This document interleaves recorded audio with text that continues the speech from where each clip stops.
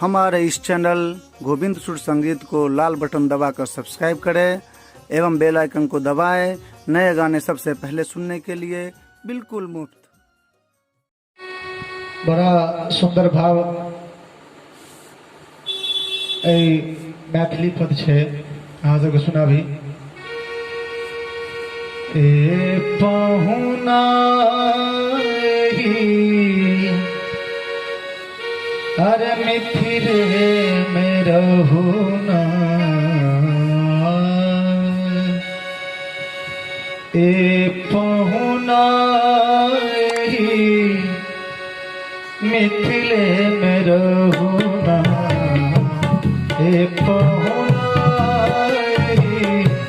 मिथिले में रहुना। जौन सुख बा ससुरारी में, जौन सुख बा ससुरारी में, तौन सुख बा कहूना, ए पहुना मिथिले में रहुना, ए पहुना मिथिले में रहुना।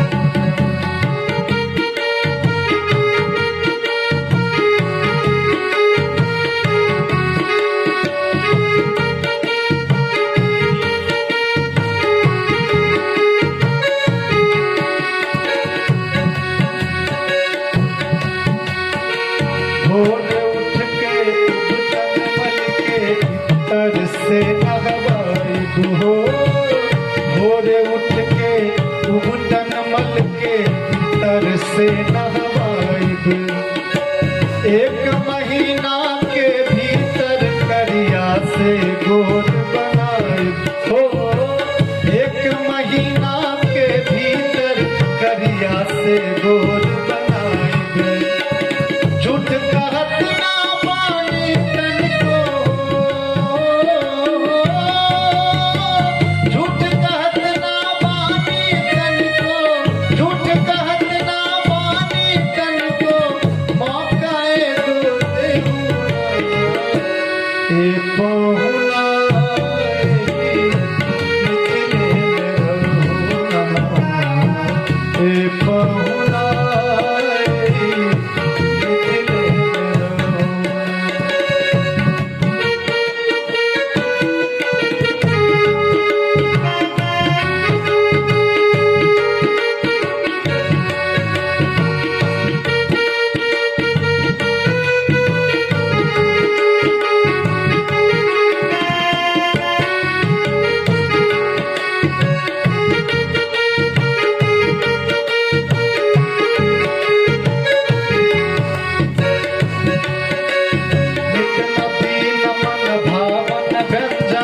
पर सब कंचन थारी हो, इतना भी नमन भावन व्यंजन पर सब कंचन थारी।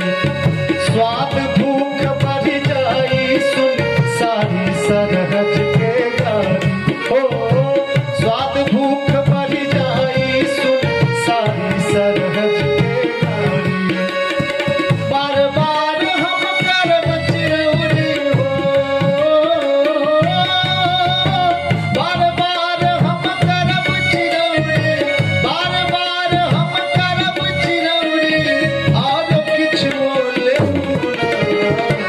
ए पहुना मिथिले में रहुना, ए पहुना मिथिले में रहुना।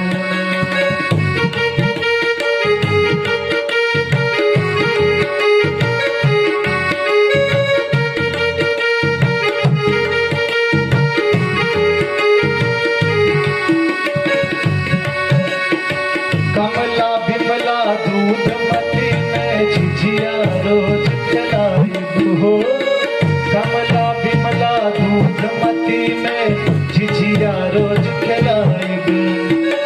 सावन में कजरी गा गा के झूला रोज झुलाइब हो, सावन में कजरी गा गा के झूला रोज झुलाइब। पवन देव से करब बिहोरा हो, पवन